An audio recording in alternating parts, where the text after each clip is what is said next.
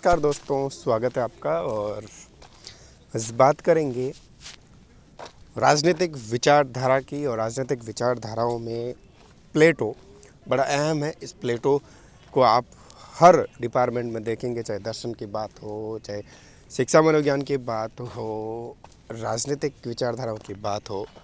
दर्शन शास्त्र और राजनीतिक विचारधारा में मुख्यतः या प्रमुखतः प्लेटो मिलता है। अब प्लेटो को हम राजनीतिक विचारधारा के संदर्भ में देखेंगे और आपके लिए इम्पोर्टेंट रहने वाला ये वीडियो।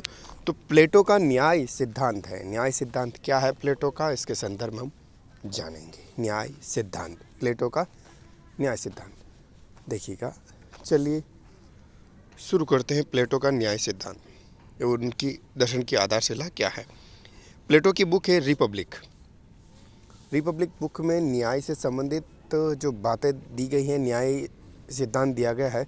इस कारण इसका वैकल्पिक नाम न्याय से संबंधित यानी न्याय से संबंधित रिपब्लिक को हम कर सकते हैं। ठीक है, अब बात करें इसके अलावा बात करें, प्लेटो ने न केवल आदर्श राज्य बल्कि शिक्षा योजना के संदर्भ में बात की, साम्यवाद की स्थापना की बात की।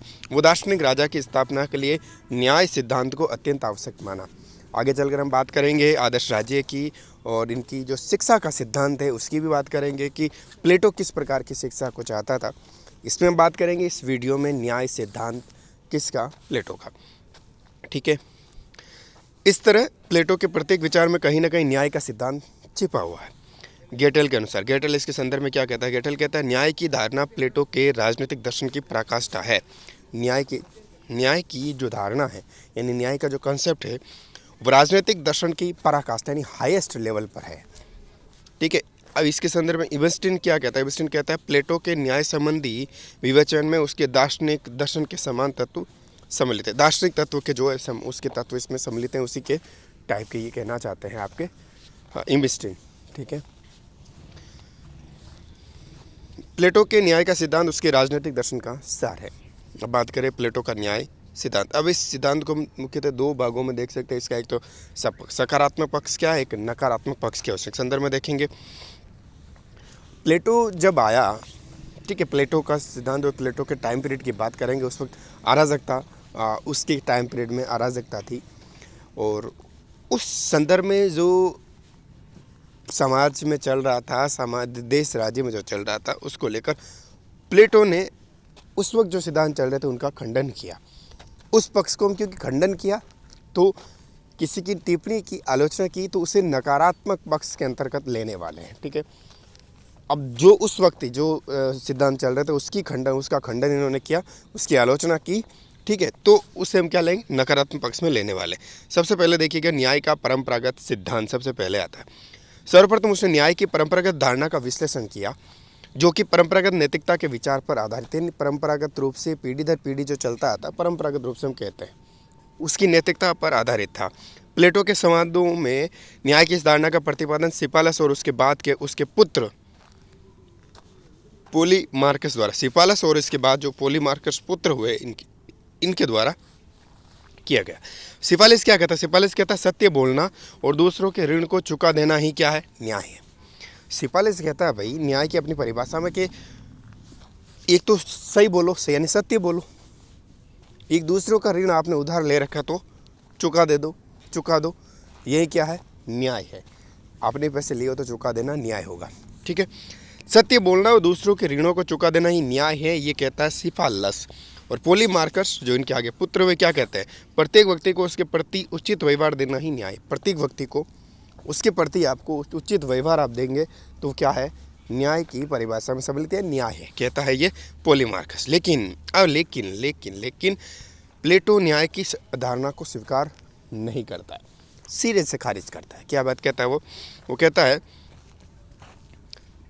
ठीक है, देखो रिपब्लिक बुक में ये सुकरात के माध्यम से निम्न बातें इस्तेमाल किया, सुकरात की बातों का। ठीक है ना, सुकरात को हम पढ़ेंगे, हम उनके सद्गुण की बात आएगी, आगे पढ़ेंगे। प्लेटो क्या कहता है इसके संदर्भ, प्लेटो कहता है कि सत्य बोलने, ऋण चुकाने के रूप में न्याय की परिभाषा को संपूर्ण जीवन में नहीं अपनाया जा सकता। मान लीजिए मैं सत्य बोलता हूँ, मैंने लोगों के पैसे भी चुका दिया, लेकिन हाँ मैं गलत काम करता हूँ, लूट मार डाका डालता हूँ, और फिर मैं कह देता हूँ मैंने सत्य बोला कि हाँ मैंने डाला है, तो ये न्याय है क्या? यही कहना। देखिएगा, ये दोनों ही कार्य कुछ परिस्थितियों में अन्यायपूर्ण हो सकते हैं, कुछ परिस्थितियों में, जैसे शत्रु को सैनिक रहस्य की जानकारी देना। बिल्कुल, आप फॉरेंसिक डिपार्टमेंट में या इंटेलिजेंसी डिपार्टमेंट में बैठे हैं और ये आप मतलब जैसे कि सेंट्रल की इन्वेस्टिगेशन एजेंसियों के संदर्भ में बैठे हैं, आपको नज़र रखनी है आतंकवादियों पर, देश की असामाजिक गतिविधियों पर, ठीक है, कि अपने देश में क्या हो रहा है क्या नहीं, उसके संदर्भ में आपको ध्यान रखना। लेकिन आपसे कोई सूचना पूछे और आप बता दें सही, जो कि देश के लिए घातक सिद्ध हो सकती है, तो फिर ये सही हो क्या? ये तो अन्याय हो गया, न्याय थोड़ी ना हुआ, ठीक है। पागल को उसका अस्त्र वापस लौटा देना। पागल हो गया कोई, उसको तलवार लेके आया, ठीक है, और इधर उधर मार काट करने पे तुला हुआ, इधर के मार डालूंगा, ये कर दूंगा, वो कर दूंगा कहता है। लेकिन अगर उसका हथियार आपने छीन लिया और आप उसको वापस कर देते हैं, जब वो मांगता है अरे पागल है इसको वापस कर देते हैं, तो फिर ये सही है क्या? उससे तो आपका नुकसान हो जाएगा, तो ये अन्याय है, न्याय में नहीं आता। प्लेटो का कहने का मतलब ये है यहाँ पर मित्र के प्रति भलाई करना और शत्रु के प्रति बुराई करने की न्याय की। मित्र के प्रति भलाई, आप मित्र है उसकी तो भलाई करोगे, लेकिन आपका शत्रु उस पर आप जो है बुराई करोगे, तो ये कहा कि न्याय की परिभाषा की आलोचना करते प्लेटो ने कहा यह नैतिकता के सामान्य सिद्धांत के विरुद्ध है। न्याय का गुण है सब पर समान रूप से लागू होना चाहिए। आप मित्र के प्रति तो पक्षपात करेंगे, शत्रु के प्रति और ज़्यादा कठोरता रखेंगे, ये तो नैतिकता के सामान्य नियम के विरुद्ध है। समान रूप से लागू नहीं होता, समान रूप से लागू होना चाहिए। जबकि यहाँ एक ही कार्य किसी के लिए न्यायपूर्ण कहा जा सकता है, किसी के लिए अन्यायपूर्ण होगा, किसी के लिए न्यायपूर्ण, ऐसा कैसे हो सकता है? तो वही कार्य दूसरों के लिए अन्यायपूर्ण है, सीधी सी बात है। अतः ये सिद्धांत अधूरा है, अव्यवहारिक है, इनका आधार व्यक्तिगत है, व्यक्तिगत रूप से, समष्टिगत नहीं है, न कि समष्टिगत। समष्टिगत मतलब संपूर्ण समाज के लिए, जबकि न्याय की प्रकृति समष्टि सामाजिक होती है। न्याय का क्रांतिकारी सिद्धांत अगला क्या कहता है? न्याय का क्रांतिकारी सिद्धांत। प्लेटो की रिपब्लिक में इस धारणा का प्रतिपादन सोफिस्ट वर्ग के प्रतिनिधि थ्रेसिमेकस ने किया। इस सोफिस्ट विचारधारणा के अनुसार शक्तिशाली का हित साधन ही न्याय। इसमें क्या कहता है सोफिस्ट? क्या कहता है सोफिस्ट? इसका जो है प्रचलन करता है और क्या कहता है सोफिस्ट? कहता है कि शक्तिशाली का हित, यानी शक्तिशाली का आप सही करो, उसके हित में करो, वही न्याय है, ठीक है। इसके अनुसार यही है। समाज में हर व्यक्ति अपने हितों को पूरा करना चाहता है, जाहिर सी बात है करना चाहता है, परंतु शक्तिशाली ही सफल हो पाता है, वही सरकार बनाता है। जो सबसे अधिक शक्तिशाली होता है कानून द्वारा वो अपना हित साधता है। जो सत्ता में बैठेगा शक्तिशाली होगा, वही अपना देखेगा, अपना काम देखेगा, ठीक है, अपना काम बनता, भाड़ में जाए जनता, वो वाली बात है। अतः कानून का पालन करना ही न्याय है। इस संबंध में थ्रेसिमेकस दो बातें कहता है। क्या कहता है इसके संदर्भ में? शासक वर्ग स्वयं अपने हितों की रक्षा के लिए ही शासन करता है। शासक वर्ग जो शासन करेगा वो स्वयं अपने हित का ही सुरक्षा करने के लिए, अपने हित की सुरक्षा के लिए वो शासन करेगा, ठीक है। सीधी सी बात। अन्याय न्याय से श्रेष्ठकर है। इन्होंने इस अन्याय को न्याय से ज़्यादा श्रेष्ठ बता दिया। कैसे? प्लेटो ने इन दोनों विचारों का खंडन करते हुए कहा कि शासक का लक्ष्य प्रजा के दुख दर्दों और कठिनाइयों को दूर करना होता है। थ्रेसिमेकस दूसरी तरफ कहता है कि शासक बनेगा, शक्तिशाली होकर शासक बनेगा, और शक्तिशाली जब वो शासक बन जाएगा तो अपने हितों की रक्षा करेगा, उससे कोई फर्क नहीं पड़ेगा कि जनता का क्या करना। ऐसे आप और रूप में भी देख सकते हैं, ठीक है। लेकिन प्लेटो इससे थोड़ा अलग चलता है। प्लेटो कहता है कि अब शासक बना है, शासक का काम होना चाहिए जनता का कल्याण करना, जनता के दुख दर्द कठिनाई को दूर करना, ये शासक का काम होना चाहिए, ठीक है। अब शासक बन के आप थ्रेसिमेकस को सुने, उसको जाने, तो उसका मतलब तो आप जनता की समस्या को बढ़ा देंगे। शासक जब बने, शक्तिशाली होगा, शासन हाथ में होगा, आपके पास मशीनरी होगी, मशीनरी का आप बेजा इस्तेमाल करेंगे, ठीक है। तो ऐसे तो आप जनता की तकलीफ और बढ़ा देंगे अपने हितों की रक्षा के लिए, ठीक है। अतः शासन का प्रत्येक कार्य नागरिकों के हित साधन के अतिरिक्त और कुछ नहीं है। प्लेटो कहता है शासन का प्रत्येक कार्य जो इसे देखो नागरिकों के हितों में होना चाहिए, हित साधनों में, न कि खुद के हितों में। नागरिकों के हित साधन की बात करता है और खुद के हित साधन की बात नहीं करता। इसी तरह प्लेटो थ्रेसिमेकस के इस सिद्धांत से भी सहमत नहीं है कि न्याय अन्याय न्याय से उत्तम होता है। किस तरीके से हो सकता है? थ्रेसिमेकस के इस शब्द की भी, इस सिद्धांत की भी आलोचना करता है कि अन्याय न्याय से श्रेष्ठकर हैं या फिर श्रेष्ठ है। कैसे? वो अन्यायी व्यक्ति की अपेक्षा न्यायी व्यक्ति को अधिक बुद्धिमान और शक्तिशाली और प्रसन्न मानता है। वो अन्य जिसके साथ अन्याय हुआ है उसको नहीं मानता, लेकिन जो जो है न्यायी व्यक्ति है, यानी कि जो जिसके साथ न्याय हो रहा है उसको अधिक बुद्धिमान और शक्तिशाली और प्रसन्न मानता है। न्यायी व्यक्ति का प्रतियोगिता में भाग लेने का लक्ष्य श्रेष्ठ बनने के लिए होता है। न्यायी व्यक्ति सदैव आत्मिक गुणों के अनुसार कार्य करता है और आत्मिक गुणों के अनुसार कार्य करना सदैव श्रेष्ठ होता है। न्यायिक व्यक्ति जो होगा वो अपने आप को श्रेष्ठ साबित करने के लिए मैदान में उतरेगा। आत्मिक गुण है उसके अनुसार वो कार्य करेगा और आत्मिक गुणों के अनुसार कार्य करना सदैव श्रेष्ठ होता है। इसलिए न्यायी अन्याय से अधिक सुखी होता है। न्यायी जो होता है अन्याय से अधिक सुखी होता है, क्योंकि न्याय से उसे आदर्श जीवन मिलता है। ठीक है, और आदर्श जीवन की प्राप्ति में ही सुख है। सुख का आधार न्याय है, न कि अन्याय। सुख का आधार न्याय है। न्याय आप करते हैं तो उससे वो सुख का आधार है, अन्याय नहीं है। इस प्रकार प्लेटो थ्रेसिमेकस की धारणा को अस्वीकार कर देता है, सिरे खारिज करता है।